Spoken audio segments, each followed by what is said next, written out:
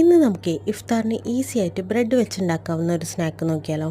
അതിനായിട്ട് ഞാൻ നേരത്തെ ഉണ്ടാക്കി വെച്ചിട്ടുള്ള മീറ്റ് ഫില്ലിങ്ങും അതിലേക്ക് കുറച്ച് മോസറല്ല ചീസും ടൊമാറ്റോ കെച്ചപ്പും പിന്നെ മസ്റ്റാർഡ് സോസും കൂടെ ഒഴിച്ചു കൊടുത്ത് നന്നായി മിക്സ് ചെയ്യുന്നുണ്ട്. പിന്നല്ലേ ഈ ചീസും സോസൊക്കെ നമുക്ക് ഇഷ്ടമനുസരിച്ച് ചേർത്താൽ മതി കേട്ടോ. താല്പര്യമില്ലാത്തവർക്ക് അത് അവോയ്ഡ് ചെയ്യാം.